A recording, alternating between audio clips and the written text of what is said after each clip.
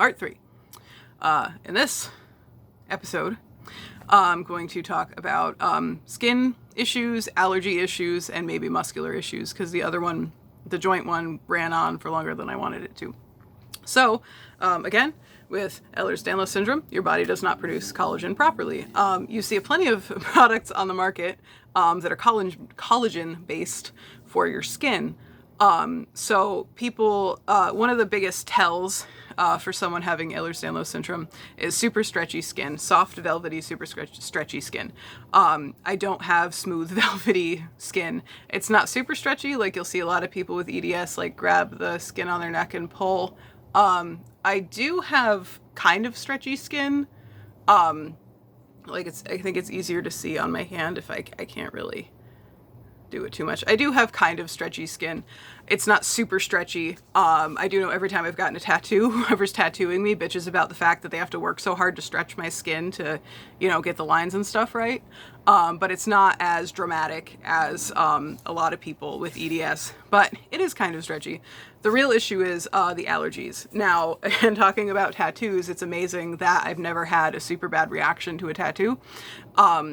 The lines usually heal raised, but that's not super uncommon. So I do scar more heavily than normal, but that's really, for some reason, somehow I don't have an issue with a tattoo ink, which if I did, my life would be so much sadder and less colorful. So very grateful for that. But the real thing is the skin allergies. So when I was little, my hands and feet were basically permanently mummy wrapped.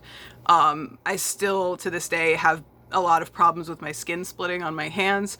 My cuticles completely peel off. My fingers split all the way down the sides of the nails. And it's really freaking annoying because I get tired of bleeding on anything I touch. So there's that. But when I was a little kid, I had a ton of issues. The skin would literally bubble up and peel off and just be like a raw, red, gross, oozy mess. That still happens sometimes. Usually around this time of year, my hands will bubble up and crack and peel and stuff. I actually have double the amount of sweat glands in my hands and feet and armpits and groin, which is very attractive, I know. So that's part of it. Part of it is my skin is just shit, and part of it is the fact that I also have twice the normal amount of sweat glands than your average person does. So again, anything I touched weird or stepped in weird, my hands and feet would immediately swell up and break out. I still can't wear closed shoes for too long. I like wearing boots. I feel great wearing a pair of boots, but I can't wear any closed shoes for an extended period of time because my feet will sweat and then they'll bubble up, crack, and peel, and it just makes it really hard to walk, and it makes it really shitty because it itches and burns. It's really uncomfortable. And again, same with my hands. Probably before I go to work, I'm going to have to super glue 3 of my fingers back together because it doesn't take much for me to whack my hand against something and for the skin to split. So that's really exciting. It's better than when I was little. I don't always have to go around completely bandaged up, so that's really good. But I do have a shit ton of skin allergies still. I have issues in my armpits still. I'm constantly developing sores in my armpits around my bra line. I kind of have to go back and forth between wearing a couple sports bras with no underwire to being able to wear an underwire bra. I have to go back and forth because the underwire kind of jabs into, it does for any woman who's got a big bust, but jabs into my underarms, exacerbates the sores and the sweating, and I just get a horrible, horrible rash. But I also am allergic to almost every elastic on the planet, so wearing a stretchy sports bra, if it's mostly cloth and the elastic's covered, I'll be okay. But after a couple days, I will end up with a rash all the way around my body where the bottom elastic is. So I kind of have to go back and forth between whether I want swollen armpits or a huge rash. So that's super exciting. Also, until I was a teenager, I had used diaper rash cream in the creases of my legs because I was allergic to the elastic of the underpants, and you don't have autonomy when you're a child to buy yourself underpants, and also you have to kind of be an adult to start buying ones that are basically made of lace and very little else, and there's just really nothing there. I don't wear lacy thong underpants. Panties. People don't like the word panties. I don't wear lacy panties because I want to feel attractive. I'm not a terribly sexual person. It's not really a thing for me. So it's not for the sake of that. It's literally because it's the only kind of underpants I can wear where I don't also have to add diaper rash cream because the creases of my legs decide that they just don't want to come to work today, I guess.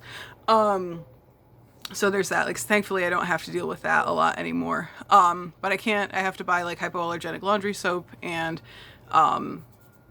dryer sheets, and I have to be really careful about what soaps and shampoos I use.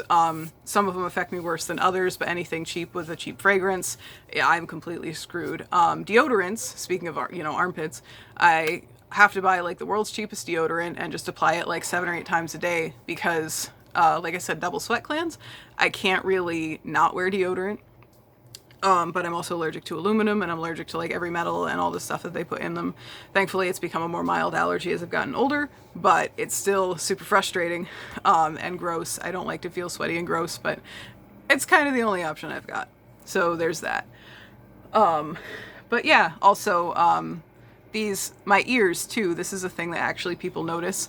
I have in my ear, I don't know if you can see, in the tops of my ears, I have these little extra holes. This one is extremely visible right now because this one's basically always infected. Gross, I know, right? And you just had to see it. So they're called preauricular pits. They're, again, like a birth defect. They can also, if a kid has these and they're noticed, it can also indicate that they might have a cleft palate, they might have kidney issues, they might have other deformities. That's a shitty way to say it, but deformities. It's a good indicator that there might be something wrong. I know other people that I've met online with EDS that have these, but it's not something that's necessarily like a marker for, okay, you have those, you probably have EDS. It's just a random thing. Like I said, this one's constantly getting infected. I have to make sure to drain it. I know, it's so freaking gross. I'm such a disgusting human. But like, the stuff can get in there. It's just like it's just skin deep, a little hole, skin deep, and crap can get in there and cause an infection. And once it gets in there, it's really hard to make it get better. So there's that. And then just kind of along the same lines, I don't have a cleft palate, but I have a ton of dental issues. Last time I went to the dentist, he had to drill, basically fix this entire side of my mouth. And as he's drilling away, like, it took him twice as long as he thought it would to fix these teeth because they looked perfectly fine on the outside, but they were rotting from the inside out. Again, has to do with the collagen thing, with EDS, with, how your body, the building blocks of your body are a bunch of broken Lincoln logs, not Legos. So he was like completely shocked when he was working on my teeth that they were rotting from the inside out, that there wasn't like an outside damage to the tooth, they just were bad.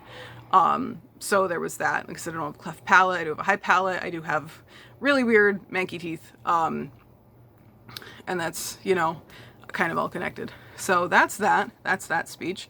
I guess in the next one, I will talk about digestive issues, which is really charming. Nobody wants to talk about pooping. But I will see you guys in part 4.